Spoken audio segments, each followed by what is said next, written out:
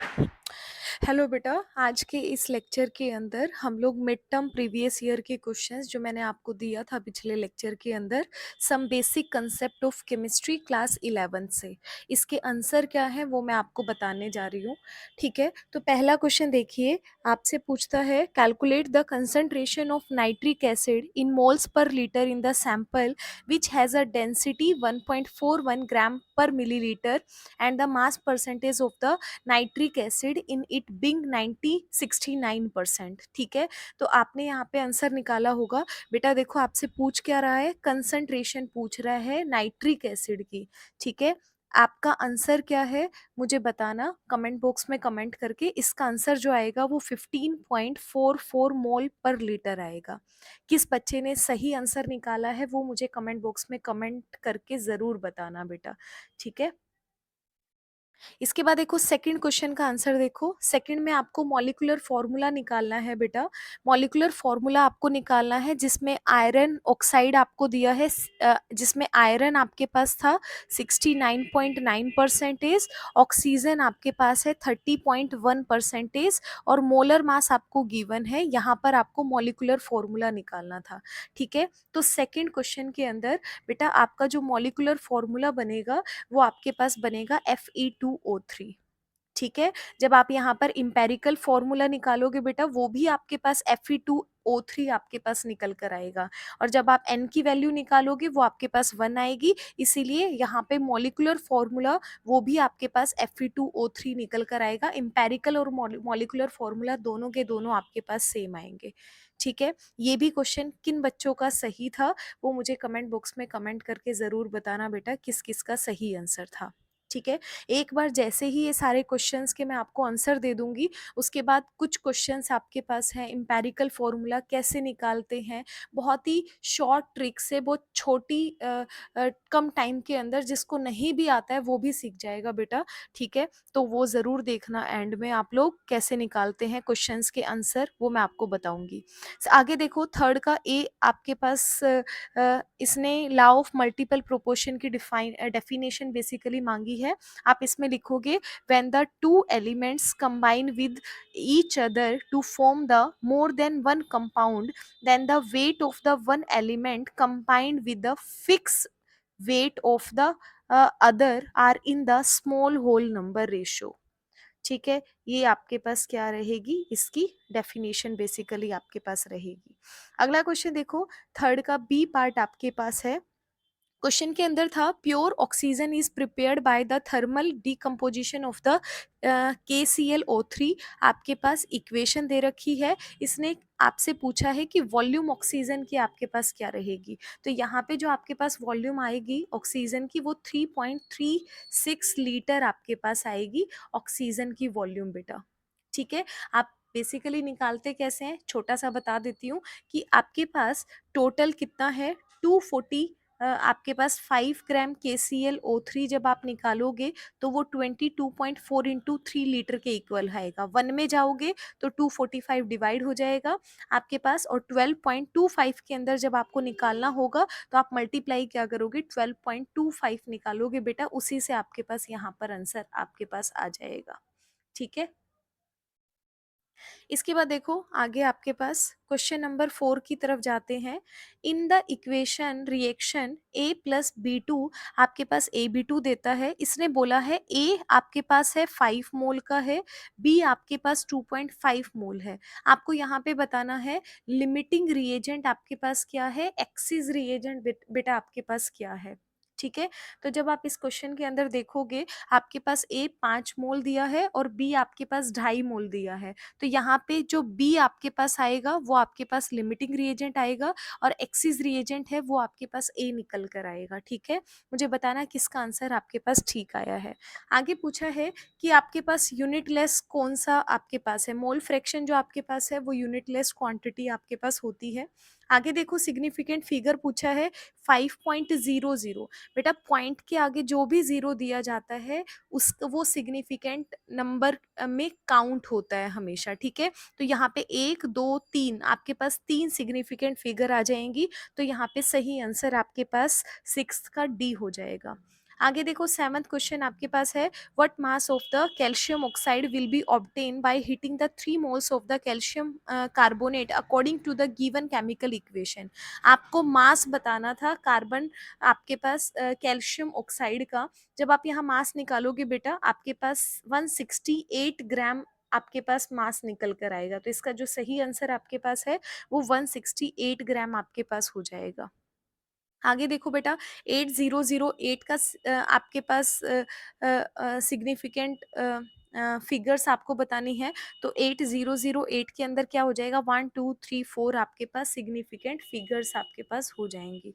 इसके बाद देखो अगला क्वेश्चन है 8th question, why does the molality and mole fraction are preferred over the molarity and the molarity to determine the concentration of the solution. इसने बोला है molality और मोल फ्रैक्शन को प्रेफर किया जाता है मोलैरिटी के ऊपर जब भी आप किसी की कंसंट्रेशन निकालते हो। ऐसा क्यों होता है? क्यों होता है? क्योंकि बेटा ये दोनों के दोनों आपके पास टेम्परेचर पर डिपेंड नहीं करते, मतलब ये दोनों इंडिपेंडेंट ऑफ टेम्परेचर आपके पास होते हैं।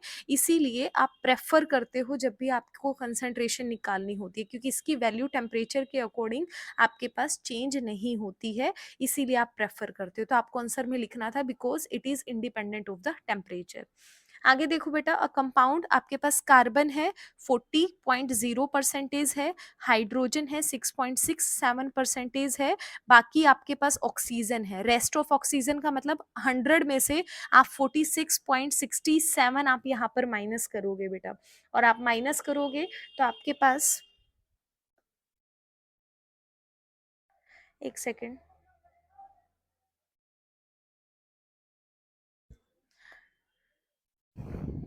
शायद नेटवर्क इशू आ गया है थोड़ा सा। अभी देखो आपके पास क्या है, अ, ये कौन सा, ये पिछली वीडियो वाला निकल गया भाई, एक सेकेंड।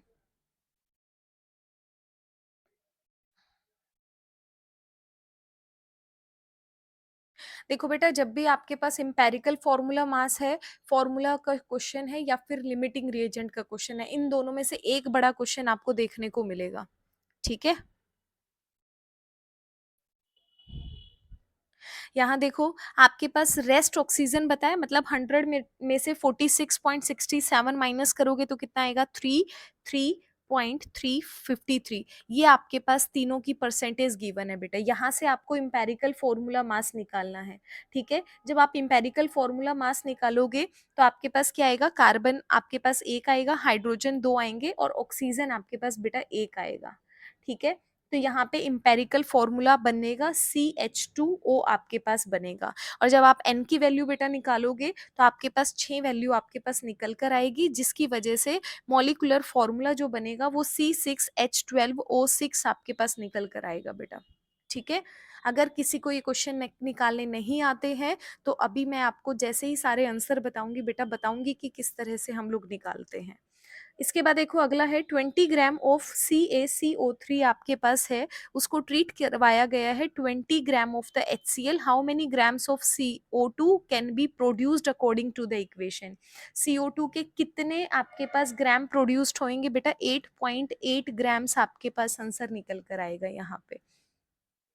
ठीक है, तो इसके अंदर आपके पास बेसिकली जब आप यहाँ पे इसको निकालते हो तो आपको क्या करना है, आपसे ग्राम पूछा है CO2 का कितना आपके पास परफॉर्म कर रहा है। तो इसका सॉल्यूशन मैं आपको आगे आने वाले लेक्चर में दे दूंगी, वरना लंबा लेक्चर जाएगा। ठीक है, आगे देखो 11th है, 11th के अंदर calculate the molarity of the pure water. Pure water की जब आपने बेटा मोलैरिटी निकाली होगी तो 55.56 मोलर आपके पास निकल कर आई होगी। ठीक है, मोलैरिटी का फॉर्मूला यूज करना है, number of moles of solute per litre of the dissolve in per litre of the solution. अगला क्वेश्चन देखो, what is the mass percentage of the solute in the solution obtain by the by dissolving 5 gram of solute in the 50 gram of water.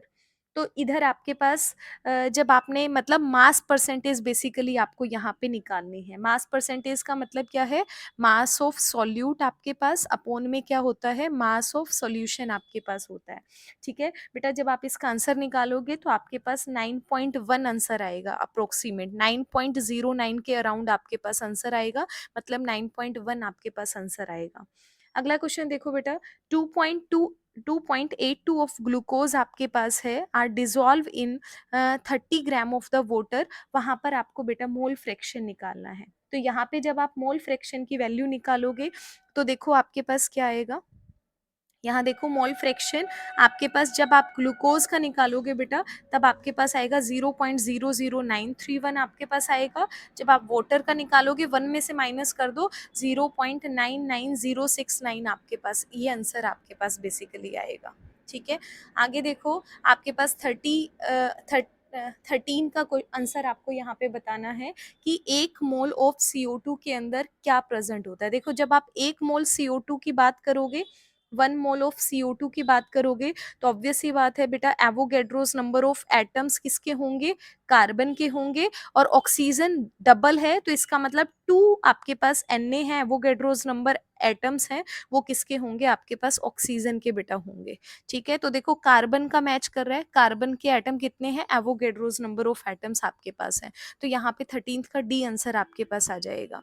ठीक है, आगे देखो which of the following has the highest mass, आपको बताना है highest मास किसका होगा। देखो आपको बेटा सबका मास निकाल कर देखना है, जब आप हाईएस्ट मास निकालोगे तो वो आपके पास 14th का सी आपके पास सही आंसर निकल के आएगा। ठीक है, पहले का निकालोगे 1 ग्राम ऑफ फॉस्फोरस तो सीधा सा निकल जाएगा 31 ग्राम आपके पास।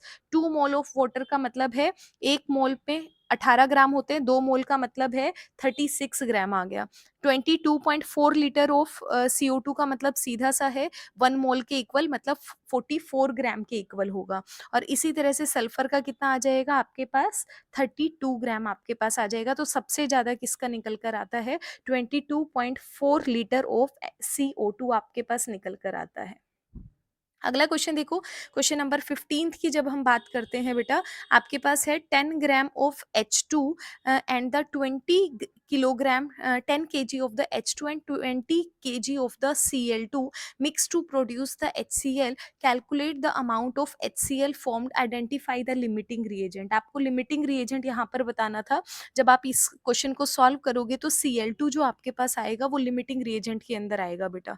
ठीक है, लिमिटिंग रिएजेंट जब भी क्वेश्चन करना होता है सबसे पहला काम होता है बैलेंस केमिकल इक्वेशन को लिखना। अगर आपने बैलेंस केमिकल रिएक्शन नहीं लिखी है तो आपका क्वेश्चन कभी भी ठीक नहीं हो पाएगा बेटा। तो सबसे पहला काम रिएक्शन लिखना होता है, उसके बाद आगे हम बात करते हैं। क्वेश्चन नंबर 16 की तरफ आगे बढ़ते हैं आंसर पे। Calculate the amount of water produced by the combustion of 16 gram of methane आपके पास। जब आप यहाँ पर बात करोगे बेटा मीथेन का आपके पास कितना आएगा, तो इसने क्या बोला अमाउंट ऑफ वाटर प्रोड्यूस्ड, आपके पास अमाउंट ऑफ वाटर आपके पास जो निकल कर आएगी वो 36 ग्राम ऑफ वाटर आपके पास निकल कर आएगा बेटा। ठीक है, और सेकंड ऑप्शन जो आपके पास है हाउ मेनी मोल्स ऑफ मीथेन्स, मीथेन्स के कितने मोल आपके पास निकल कर आएंगे, वो आपके पास बेटा आंसर में 0.5 मोल्स आपके पास निकल कर आएंगे। ठीक है, आपके पास आंसर में आएगा 0.5 मोल्स। अगला देखो क्वेश्चन नंबर 17 की बात कर रहे हैं हम लोग, इसको एक बार फटाफट से रब कर रही हूँ। क्वेश्चन नंबर 17 का आंसर देखो बेटा क्या निकल कर आएगा। इसने बोला how much copper can be obtain from the 100 gram of the copper sulphate, कितना कॉपर आपके पास हुआ है 100 ग्राम ऑफ कॉपर सल्फेट में। जब आप बेटा आंसर निकालोगे 39.81 ग्राम आपके पास आंसर निकल कर आएगा। ठीक है, 18th क्वेश्चन देखो आपके पास है a welding fuel gas contains carbon hydrogen only, burning of the small sample of it in oxygen gives 3.38 gram CO2। आपके पास इतना वोटर दिया है, नो अदर प्रोडक्ट। यहाँ पे आपको बेटा इम्पेरिकल फॉर्मूला, मॉलिकुलर मास और यहाँ पे मॉलिकुलर फॉर्मूला निकालना था। ठीक है, तो जब आपने इम्पेरिकल फॉर्मूला निकाला होगा तो आपके पास आंसर CH आया होगा। जब आप मोलर मास निकालोगे 26 ग्राम पर मोल आपके पास आएगा। और मॉलिकुलर फॉर्मूला जो आपके पास आएगा बेटा C2H2 आएगा, क्योंकि N की वैल्यू आपके पास 2 निकल कर आती है। ठीक है, आगे देखो फटाफट से आपको लॉ ऑफ मल्टीपल प्रोपोर्शन यहाँ पर बताना है। आपके पास लॉ ऑफ मल्टीपल प्रोपोर्शन की डेफिनेशन अभी अभी हमने पढ़ी भी थी, when two elements combine to form different compounds the masses of the elements that combined with the fixed mass of the other element will be in the ratio of the small whole number, ये आपके पास answer होता है। ठीक है, आगे देखो how are the 0.5 mole Na2CO3 and 0.5 molar. देखो यहाँ पे क्वेश्चन के अंदर एक बार मिस प्रिंट हुआ था तो मोल दिया हुआ था पेपर के अंदर, बाकी बाकी जितने पेपर आपके पास है वहां पर ये क्वेश्चन रिपीट हुआ है, लेकिन वहां पर सिर्फ स्मॉल एम आपको दिया गया था क्वेश्चन के अंदर। मतलब वहां पे डिफरेंस कहाँ पे पूछ रहा है, मोलैलिटी और मोलैरिटी के बीच में पूछ रहा है। ठीक है, जिस टाइम पे ये क्वेश्चन आया था बेटा, इस टाइम पे करेक्शन नहीं करवाई गई थी, तो जो मोल था उसी के हिसाब से आपको यहाँ पे डिफाइन करना था। तो ये सिंपल मोल आपके पास है। इसका मतलब क्या है कि आपके पास 1 लीटर सॉल्यूशन के अंदर 0.5 मोल ऑफ सोडियम कार्बोनेट आपके पास प्रेजेंट है। मोलैलिटी का मतलब क्या है कि 1 kg ऑफ सॉल्वेंट के अंदर आपके पास 0.5 मोल ऑफ सोडियम कार्बोनेट आपके पास प्रेजेंट है। तो इस तरह से आपको इसकी डेफिनेशन के तौर पर ये आपको करके बताना था। आगे देखो बेटा, अगर हम 50 kg आपके पास है N2 है, 10 kg आपके पास H2 है, यहाँ पे आपको बताना है कितना अमोनिया आपके पास फॉर्म हुआ है। जब आप यहाँ पर आंसर निकालोगे तो आपके पास 56.67 kg बेटा निकल कर आएगा। ठीक है, और यहाँ पे जब आप लिमिटिंग रिएजेंट देखोगे, लिमिटिंग रिएजेंट यहाँ पर हाइड्रोजन निकल कर आएगा। ठीक है, इसके बाद देखो मोल फ्रैक्शन डेफिनेशन पूछा है। मोल फ्रैक्शन का मतलब क्या होता है, the ratio of number of moles of the component to the total number of moles in the mixture होता है बेटा। मोलैलिटी का मतलब number of moles of the solute present in per KG of the solvent. Molarity का मतलब number of moles of solute dissolve in per litre of the solution. तो ये इसकी डेफिनेशन है। अब देखो 2.0034 के अंदर 1 2 3 4 5 5 आपके पास क्या होता है बेटा, सिग्निफिकेंट फिगर आपके पास होती है। आगे कहता है कैलकुलेट द, आपके पास मोलैरिटी पूछता है कि मोलैरिटी सॉल्यूशन की इथेनॉल की क्या होती है, मोल फ्रैक्शन आपके पास है वो गिवन है। देखो यहाँ पे जब आप मोलैरिटी का निकालोगे बेटा, आपके पास आंसर आएगा 2.314 मोलर आपके पास आंसर आएगा। ठीक है, जब अगला क्वेश्चन आपके पास है मास परसेंटेज का। मास परसेंटेज निकालनी है, मतलब सीधी सी बात है, आपके पास कैसे निकालते हैं मास, जिस भी एलिमेंट का हम निकालना चाह रहे हैं कंपाउंड के अंदर, वो नीचे मोलर मास होता है बेटा, मल्टीप्लाई के अंदर आपको 100 करना पड़ता है। तो ये बेसिकली फॉर्मूला होता है। तो देखो यहाँ पे अलग अलग हैं, जब आप सोडियम का निकालोगे तो 32.39 आएगा, जब आप सल्फर का निकालोगे तो ऑब्वियस सी बात है 32 है, और नीचे मोलर मास 142 मल्टीप्लाई 100 करोगे तो आंसर आएगा 22.54 आएगा। ऑक्सीजन के लिए आंसर आया होगा आपका 45.07% आया होगा बेटा। ठीक है, आगे देखो 22 क्वेश्चन आपके पास है। इसने आपके पास एक कंपाउंड दिया है हाइड्रोजन जिसके अंदर 4.07 है, कार्बन जिसके अंदर आपके पास 24.27% है, क्लोरीन आपके पास 71.65 है बेटा। यहाँ पे इम्पेरिकल फॉर्मूला और मॉलिकुलर फॉर्मूला पूछा गया है। तो जब आपने इम्पेरिकल फॉर्मूला निकाला होगा CH2Cl आंसर आया होगा, और मॉलिकुलर फॉर्मूला क्योंकि n की वैल्यू 2 निकल कर आती है, तो मॉलिकुलर फॉर्मूला ये आपके पास आया होगा C2H4Cl2। ठीक है, आप लोग अपने आंसर मैच कर लेना। देखो बेटा, मेरे पास सिर्फ क्वेश्चन पेपर था, मेरे पास आंसर की नहीं थी, तो मैंने इन सब क्वेश्चंस को बेसिकली एक रफ कॉपी पे फटाफट से सॉल्व किया था, ताकि मैं अभी आप लोगों को दे दूं, क्योंकि कल आपका पेपर है फाइनली। ठीक है, तो आप लोग एक बार आंसर मिला लो। अगला क्वेश्चन देखो, if the 16.3 gram of NaHCO3 is added to the solution of this, आपको बताना है कि कौन सा ला आपको ओबे करना है बेटा, इसका आंसर आप मुझे बताना। ठीक है, दो आंसर है, एक या तो law of conservation of mass आपके पास आएगा, या फिर लॉ ऑफ मल्टीपल प्रोपोर्शन आपके पास आएगा। ठीक है, इन दोनों में से एक आंसर है, आपने किया होगा, आप मुझे बताओ सही आंसर इन दोनों में से क्या होगा, ए वाला होगा या बी वाला होगा। ठीक है, कंजर्वेशन ऑफ मास का मतलब है रिएक्टेंट का मास और प्रोडक्ट का मास आपके पास क्या होता है बेटा, इक्वल होता है। 30 आप यहाँ पे देखो 24 का क्वेश्चन देखो, 24 के अंदर आपसे पूछा है in the 3 moles of the ethane calculate the following number of moles of the carbon. ठीक है, 3 मोल के अंदर बेसिकली आपको बताना है बेटा, और अगले के अंदर number of molecules of ethane आपको यहाँ पे बताने हैं। ठीक है। अब देखो आपके पास जब C2H6 में बात करोगे तो जब 1 मोल इसका प्रेजेंट है तो कार्बन कितना प्रेजेंट है, 2 प्रेजेंट है। और अगर आप 3 में निकालोगे तो कितना हो जाएगा, आपके पास 6 हो जाएगा, तो यहाँ पे 6 आंसर आ जाएगा। नंबर ऑफ मॉलिक्यूल्स का निकालोगे तो वापस से इथेन के नंबर ऑफ मॉलिक्यूल्स आपको निकालने हैं बेटा, ठीक है। तो 1 मोल में कितना होता है, एवोगैड्रोस नंबर होता है, 3 में कितना होगा, 3 मल्टीप्लाई एवोगैड्रोस नंबर आ जाएगा। मतलब यहाँ पे आंसर आएगा बेटा 18.069 इंटू 10⁻23 नंबर ऑफ मॉलिक्यूल्स आपके पास, ठीक है। 25th क्वेश्चन देखो, which of the following is dependent on the temperature. Dependent कौन है, आपके पास मोलैरिटी है, क्योंकि यहाँ पे वॉल्यूम आपके पास आती है जो कि टेम्परेचर डिपेंडेंट क्वांटिटी होती है। 26 का आंसर देखो बेटा, आपके पास कैलकुलेट द अमाउंट आपसे पूछी गई है। Calculate the amount of CO2 that could be produced with the 1 mole of carbon is burn. एक कार्बन को बर्न किया, O2 के साथ CO2 बना, ठीक है। तो 1 मोल कार्बन का मतलब है 1 मोल CO2 बना बेटा, और 1 मोल CO2 का मतलब कितना है, 44 ग्राम आपके पास होता है। 12 इसका, 32 इसका, आपके पास ऑक्सीजन का, तो टोटल कितना बनेगा 44। तो इसका मतलब 26 का आपके पास सी आंसर आ जाएगा, ठीक है। अगला देखो, इसको थोड़ा सा रब कर रही हूँ यहाँ पे। 27th क्वेश्चन देखो, the law of chemical combination are the basis of the atomic theory. First आपसे पूछा है लॉ ऑफ केमिकल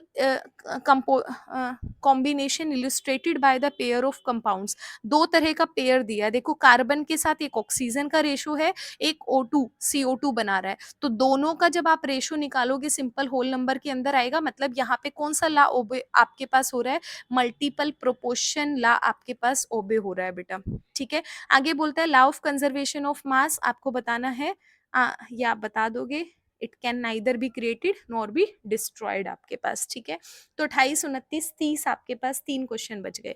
तो लास्ट से करते हैं, पहले पहले 30 पीछे से शुरू कर लेते हैं। देखो आपसे पूछा है calculate the number of moles in the 0.55 mg of electrons के अंदर मोल पूछा है बेटा, कितना आएगा, 1 मोल आपके पास आएगा, ठीक है। इंपेरिकल फॉर्मूला पूछा है, देखो C6H12O6 है बेटा, इस ये मॉलिक्यूलर फॉर्मूला है, इसका इंपेरिकल फॉर्मूला पूछ रहा है। तो देखो सबके अंदर कॉमन क्या आ रहा है, 6 नंबर कॉमन है ना, तो सबको 6 से डिवाइड कर दो, क्या बनेगा, C आपके पास H2O आपके पास बनेगा, तो यही इंपेरिकल फॉर्मूला है।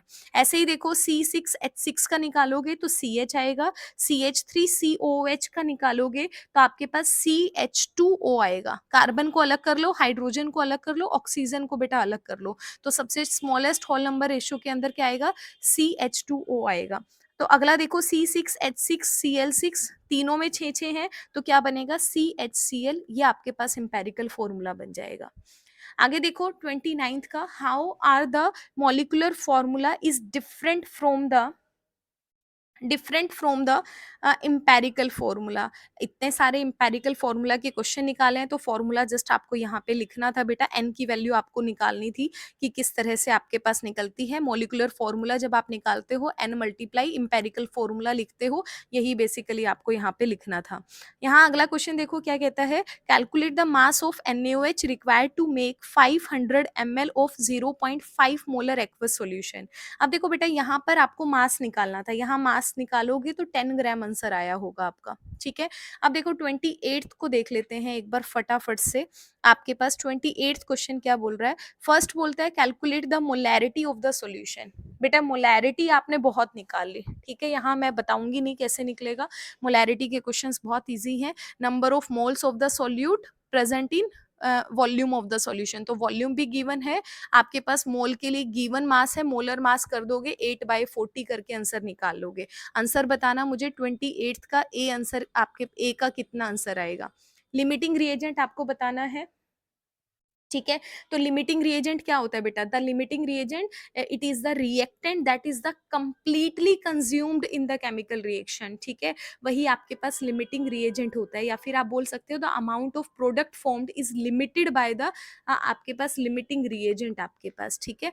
तो अगला क्वेश्चन देखो, 28 gram of nitrogen is mix with the 12 gram of the hydrogen to form the ammonia as per this reaction.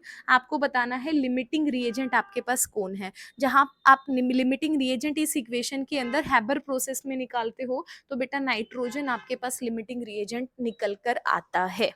ठीक है, तो ये आपके पास सारे आंसर थे। सैंपल जो भी प्रीवियस क्वेश्चन ईयर हमने क्वेश्चन सॉल्व किया है इसके आंसर थे।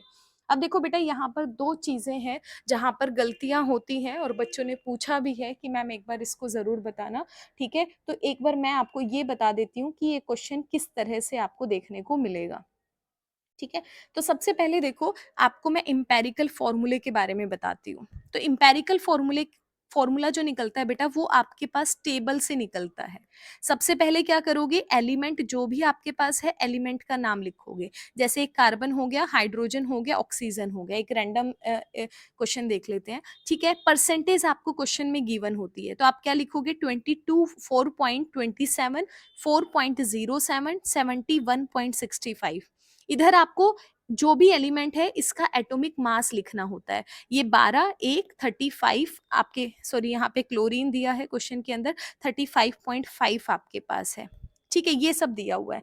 जब आप इसको करते हो इसके बाद आपको क्या निकालना होता है बेटा, रिलेटिव नंबर ऑफ मोल्स निकालने होते हैं। उसके लिए क्या करोगे, इसको जस्ट डिवाइड करना है। 22.47 अपॉन में 12, 4/4.07/1, मतलब 24.27/12, 4.07/1, 71.65 अपॉन में 35.5। आपको इसे सॉल्व करना होता है।